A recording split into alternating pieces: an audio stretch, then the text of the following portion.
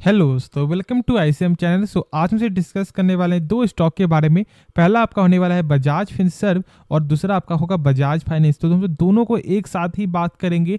लेकिन यदि आज आप चेक करोगे तो यहाँ बजाज फिनसर्व में जो है 4% से ज़्यादा का आपको गिरावट देखने को मिला है और आपका बजाज फाइनेंस में भी 3% का गिरावट है, यानी कि दोनों पे ही आपका 3% से ज़्यादा का जो है गिरावट आपको देखने को मिला है। इसकी क्या वजह है और साथ साथ यहाँ पे अभी क्या करना सही रहेगा उसके बारे में से जानेंगे। लेकिन देखो, एक चीज आपको बता दूं कि ये शेयर जो है ना, कोई खराब शेयर है नहीं। तो यहाँ पे आपको पेशेंस आपको रखना ही पड़ेगा। अब यदि आप ऐसा सोच रहे हो कि नहीं अब यहाँ से और ज़्यादा डाउन जाएगा, देखो डाउन जाएगा यहाँ पे या फिर यहाँ से अप जाएगा, ये कोई नहीं जानता है। लेकिन यदि आपको कंपनी के बारे में सही से नॉलेज होगा ना, तो आप में पेशेंस ऑटोमेटिक आप में आ जाएगा। ठीक है, तो ऐसा नहीं है कि कोई स्टॉक गिरता नहीं है। अभी आपको अच्छा अच्छा शेयर भी आपको, जैसे कि यदि आप चेक करो आपको रिलायंस भी, तो लगभग आपको जो 18% अभी आपको डाउन चल रहा है ना, तो ये सब एक अच्छा यहाँ पर मौका है। यदि आप चेक करोगे तो बहुत सारे ब्रोकर यहाँ पे आपको जो रिलायंस है टारगेट यहाँ पे लगातार दे रहे हैं। और साथ साथ यहाँ पे बजाज फाइनेंस में भी ऐसा नहीं है कि टारगेट यहाँ पे कम का टारगेट आ रहा है, नहीं, टारगेट यहाँ से भी आपका एक अच्छा खासा गेन है। ठीक है, एक ब्रोकर यहाँ पे जो टारगेट लेस है, बाकी सारे ब्रोकर जो टारगेट है ब्रोकर का वो 8100 है, 7300 है।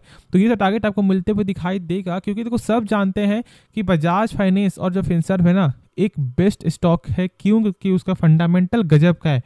अब जैसे देखो, मैं आपको बिना टाइम वेस्ट के मैं यदि बता दूं आपको, आप देख रहे हो कि यहाँ पे इस कंपनी का जो एनपीए है ना, वो यहाँ पे इस बार आपका 0.41% देखने को मिला है। देखो मैं बार बार आपको एनपीए इसलिए बताता हूँ क्योंकि देखो बहुत से यहाँ पे नए देखते हैं और उनको जानना जरूरी है कि यहाँ पे एनपीए होता क्या है। और मैं इसलिए बार बार आपको याद भी दिला रहा हूँ क्योंकि आपको ऐसा लगे कि हाँ कंपनी खराब नहीं है, अभी जो गिरावट है ना वो एक अच्छा मौका आ सकता है। लेकिन देखो जो अभी हम जानेंगे कि क्या अभी आपका जो टेक्निकल वाइज से क्या शॉर्ट टर्म के लिए बाई करना भी सही रहेगा नहीं रहेगा, तो उसके बारे में यहाँ पे चार्ट को देखेंगे। लेकिन पहले कुछ इसके बारे में आप जान लो। जैसे कि आप देखोगे इसका एनपीए तो 0.41% देखने को मिलता है।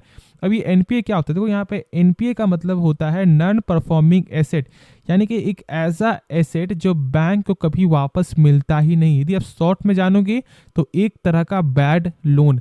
जैसे यदि मान लो बैंक आपको लोन दे रही है और आपने 3 महीने तक, ठीक है, एक भी किस्त यदि पे नहीं किया है, तो बैंक को क्या लगेगा कि उनका पैसा मिलना, यानी उनका पैसा जो मिलना है वो बहुत कम चांस आपका हो जाएगा बैंक का। ठीक है, तो आरबीआई के अनुसार किसी भी बैंकिंग कंपनी का या आपका फाइनेंशियल कंपनी का जो है एनपीए वो 3% से ज़्यादा नहीं होना चाहिए। यदि 3% से ज़्यादा हो जाता है तो आप सोच भी नहीं सकते कि कितना ज़्यादा प्रेशर आपको स्टॉक में देखने को मिल जाएगा। तो यदि आप चेक कर लो यहाँ पे, तो बजाज फाइनेंस का जो है नेट एनपीए परसेंट जो है वो लगातार ही कम होते हुए दिखाई दे रहा है। देख लो कि पहले यहाँ पे 1% था और यहाँ तक कि आपका 1.5% था, फिर आपको लगातार ही कम होते हुए दिखाई दे रहा है, जो सबसे बेस्ट है। साथ साथ यहाँ पे ब्रोकर भी आपको टारगेट दे रहे हैं बजाज फाइनेंस में भी और साथ साथ आपका बजाज फिनसर्व में भी। जैसे आप जान रहे हो कि यहाँ पे शेयर खान ने जो टारगेट दिया था आपका बजाज फिनसर्व का 1650 का, और आपका आईसीआईसी डायरेक्ट का जो टारगेट है वो यहाँ पे 1625 का आपको देखने को मिल रहा है। साथ साथ यहाँ पे आपको फाइनेंस का जो टारगेट है वो यहाँ पे आपको जो मैंने बताया 8100, ठीक है, जो यहाँ पे केआर चौकसी ने दिया है, और यहाँ पे आपका एक्सिस ने भी यहाँ जो टारगेट दिया है वो आपका है 7300 का। तो ये दो टारगेट आपको मिलते हुए दिखाई दे रहा है और कुछ और भी टारगेट होगा, लेकिन जो फिलहाल जो मुझे दो याद है वही मैंने आपके साथ यहाँ पे शेयर किया है। अब जब इसका हम सब बात करें कि क्या यहाँ पे अभी आपको टेक्निकल वाइज से अभी बजाज फिनसर्व में बाई करना सही रहेगा या फिर नहीं, तो शायद आपको यहाँ पे ये चार्ट याद होगा जो मैंने आपके साथ शुरू से ही शेयर किया है। जो लोग यहाँ पे नए देख रहे हैं शायद उनको यहाँ पे नहीं मालूम होगा, लेकिन जब जब मैंने बजाज फिनसर्व का वो वीडियो बनाया उस समय मैंने आपको दिखाया था कि देख लो जो यहाँ पे जो सपोर्ट था, पहले जो सपोर्ट था ना, उस सपोर्ट यहाँ पे वो सपोर्ट आपको ब्रेकडाउन हो चुका, यानी कि ये जो सपोर्ट जो ब्रेकडाउन हुआ है अब वो सपोर्ट बन गया आपका रेजिस्टेंस, यानी कि अब वो एक दीवार बन गया, एक छत बन गया है। और उसके बाद क्या हो रहा है, स्टॉक अभी आपको लगातार ही गिरते हुए दिखाई दे रहा है। और जो सपोर्ट जो था, जो मैंने उस दिन आपको बताया था, जो 1265 का जो सपोर्ट था, आज उसके नीचे आपको यहाँ पे क्लोजिंग दे दिया है। अब ये जानो कि यहाँ पे सपोर्ट और आपका जो रेजिस्टेंस होता क्या है। जैसे यदि मान लो अभी आप जमीन में, ठीक है, तो आपको वो एक सपोर्ट है, क्योंकि आप देखो उससे नीचे बहुत कम चांस है आपको जाने का, क्योंकि अब बार बार आप सपोर्ट के ऊपर ही चलते हुए आप दिखाई दे रहे हो ना, तो आपका नीचे जाना बहुत ही कम चांस है। और जो ऊपर जो है वो एक छत है, तो यदि आप छत में आप जो माथा भी, यानी आप जो सर भी यदि फोड़ोगे ना, तो शायद आपका सर फूट जाएगा, लेकिन वो यहाँ पे नहीं फूटेगा। लेकिन जब जिस दिन फूटेगा तो उस दिन क्या होगा कि आपका जो फर्स्ट फ्लोर का जो है वो आपको देखने को मिल जाएगा, यानी कि फर्स्ट फ्लोर यहाँ पे कहाँ पे है, कैसा है। तो वही चीज़ें यहाँ पे ये ऐसे समझो कि ये जो सपोर्ट जो है ना वो जमीन है, और जो आपका जो मैंने बताया आपका, ठीक है, वो जो दीवार है उस समय से बोलेंगे आपका रेजिस्टेंस।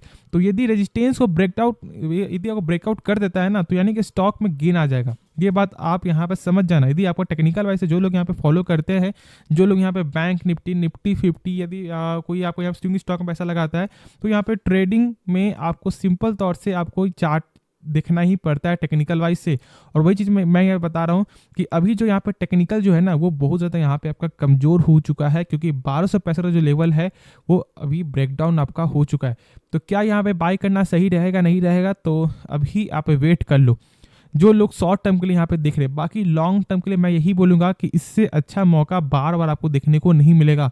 बहुत कम चांस आपको ऐसा देखने को मिलेगा कि बजाज फाइनेंस भी गिर रहा है और आपका बजाज फिनसर्व भी गिर रहा है, ठीक है। तो ऐसे आपको यहाँ पे समझना पड़ेगा। अब शायद आपको एक चीज़ यहाँ पे लगभग मैंने बहुत सारे वीडियो में आपको बताया हुआ है कि यदि आप एक बीज को, ठीक है, जब आप लगाते हो ना, तो ऐसा नहीं होता कि वो डायरेक्ट ही आपका बढ़ जाता है, नहीं, उसे यहाँ पे टाइम देना पड़ता है, साथ साथ आपको केयर भी करना पड़ता है। कभी ऐसा हो सकता है कि शायद आपको बीच में ही वो पेड़ आपका मर जाए, वो आपका पौधा मर जाए। तो वही चीज़ है यहाँ पे कि आपको समय देना पड़ेगा, साथ साथ इसका नंबर देखना पड़ेगा। और जब नंबर जब आपको लगातार बढ़ते हुए दिखाई दे रहा है, मैं आपके साथ यहाँ पे शेयर भी करूँगा, जब नंबर जब आपको लगातार बढ़ते हुए दिखाई दे रहा है, तो बस आपको यहाँ पे केयर करना है, ठीक है, यानी कि आपको होल्ड करके चलना है, ना कि डरना है। यदि बहुत से लोग यहाँ पे आपको डराएंगे, लेकिन खुद से आपको यहाँ पे सोचना है कि क्या कंपनी का फंडामेंटल सही में इतना खराब है क्या, तो नहीं, ऐसा देखने को आपको नहीं मिलेगा। क्योंकि मैं आपके साथ हमेशा जो सही है मैंने वही आपके साथ जो है यहाँ पे शेयर किया है। अब मैं चीज़ और बता दूं कि मैंने जो बताया था आपका एनपीए, ठीक है, जो 3% से ज़्यादा नहीं होना चाहिए, और इसे मान लो कभी भूल चूक आपका 4% आपका एनपीए हो जाता है, तो क्या यहाँ पे बहुत ज़्यादा गिरावट हो जाएगा? क्योंकि गिरावट तो होगा, लेकिन बैकअप में कम से कम किसी भी कंपनी का आरबीआई के अनुसार जो है 9% का बैकअप मनी होना चाहिए।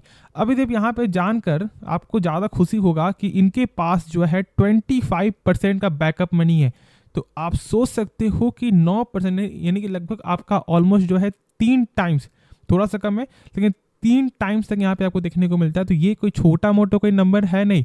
और मैं इसे यही बोलना चाहूँगा, आपको पेशेंस रखना पड़ेगा। यदि आप एक शॉर्ट टर्म इन्वेस्टर हो, यदि आप सोच रहे हो कि यहाँ पे 6 महीने पैसा बने, या फिर आप सोच रहे हो लॉन्ग टर्म में, क्योंकि लॉन्ग टर्म में तो जान रहे हो कि फाइनेंस सेक्टर आगे जो है बढ़ना ही बढ़ना है। साथ साथ अब तो आपका म्यूचुअल फंड का भी जो बिजनेस है ना, तो ये भी बताया कि आपको सेबी के द्वारा जो लाइसेंस भी आपको मिल चुका है। तो डरने वाली कोई भी बात नहीं है, बस आपको पेशेंस रखना है। अब मैं आपको दिखाता हूँ कि कंपनी का नंबर कैसा देखने को मिलता है और कुछ और इसका फंडामेंटल। आप देख रहे हो कि कंपनी का जो सेल्स है आपका लगातार ही बढ़ते हुए दिखाई दे रहा है। और साथ साथ आप यदि इसका प्रॉफिट चेक करो तो प्रॉफिट यहाँ पे क्वार्टर आपका 10% का जंप देखने को मिल रहा है। तो नंबर में यहाँ पे कोई भी दिक्कत वाली बात नहीं है, कंपनी का नंबर यहाँ पे शानदार आपको देखने को मिल ही रहा है। अब इसका बात आपको आता है कि क्या कुछ और फंडामेंटल भी सही है क्या? बस ऐसा नहीं कि बस सेल्स ही सही है। देखो कंपनी का जो आरओसी यदि आप चेक करोगे ना, तो पहले ये जान लो कि आरओसी होता क्या है। इसका मतलब ये है कि रिटर्न ऑन कैपिटल एम्प्लॉयड। जैसे कि मान लो कि कंपनी अपने ऊपर 100 रुपया लगा रहा है ना, तो यही 100 रुपया कंपनी का क्या 1 साल बाद यहाँ पे बढ़ रहा है या फिर घट रहा है, तो यहाँ पे 11.5% का यहाँ पे नंबर देखने को मिलता है। अब देखो मैंने शुरू से बताया कि कम से कम किसी भी कंपनी का 12% के ऊपर होना चाहिए, लेकिन यहाँ पे लगभग 0.6% यहाँ पे कम देखने को मिलता है। लेकिन चलो ज़्यादा कम नहीं है, लेकिन यहाँ पे नंबर आपका थोड़ा कम है, लेकिन चलेगा इतना, ठीक है। यानी कि कंपनी का वही 100 रुपया आपका बढ़ जाता है 111.40 रुपया 1 साल बाद। तो यहाँ पे आरओसी भी अच्छा है आप, ठीक है। अभी यहाँ पे चेक टोटल एसेट, तो क्या यहाँ पे वो लगातार बढ़ते हुए दिखाई दे रहा है, तो हाँ आपका टोटल एसेट भी लगातार बढ़ते हुए दिखाई दे रहा है। अब ये कैश फ्लो क्या होता है? तो कैश फ्लो का मतलब ये है कि कंपनी जो भी सामान बेच रही है, क्या उसका पैसा जो है रिटर्न आ रहा है या नहीं आ रहा है। देखो ये एक फाइनेंस की कंपनी है ना, तो फाइनेंस में ऐसा होता नहीं है कि यदि आप मान लो, यदि आपको बजाज फाइनेंस, यदि आपको यहाँ पे मान लो कि बजाज फाइनेंस जो है आपको किसी भी आदमी को लोन दे रही है, ठीक है, आपको 2 लाख का, तो ऐसा तो है नहीं कि वो 2 लाख आपका 1 साल बाद ही आ जाएगा, नहीं, वो 2 साल भी हो सकता है। बहुत से लोग यहाँ पे 2 साल के लिए यहाँ पे करवाएंगे आपका ईएमआई, या फिर 3 साल के लिए, 4 साल के लिए। तो उसके लिए यहाँ पे क्या होता है ना कि इनका जो आपका ऑपरेटिंग एक्टिविटी है वो यहाँ पे आपको कम देखने को मिलता है। लेकिन यदि इसका आप नेट कैश फ्लो चेक करोगे तो यहाँ पे पॉजिटिव है, यानी कि जो भी सामान बिक रहा है ना, उसका ओवरऑल जो पैसा है तीनों तरह से, यानी कि आपका जहाँ पे कंपनी ने पैसा लगाया हुआ है आपको, वहाँ से पैसा कुछ ना कुछ आपको रिटर्न आ जाता है, जिसके मुकाबले यहाँ पे नेट कैश फ्लो कंपनी का पॉजिटिव है।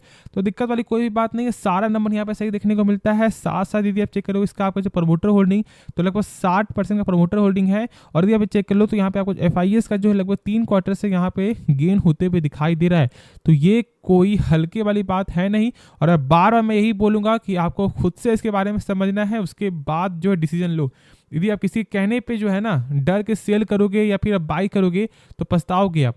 इसलिए टाइम दो, स्टॉक मार्केट में समय दो, ऑटोमेटिक पैसा बनेगा और इतना पैसा बनेगा कि आप सोच भी नहीं सकते। तो खुद से आपको टाइम जरूर देना पड़ेगा। बाकी जो भी डाउट है आपको एक्स्ट्रा, आप कमेंट में जरूर पूछना, मैं उसका रिप्लाई जरूर दूंगा।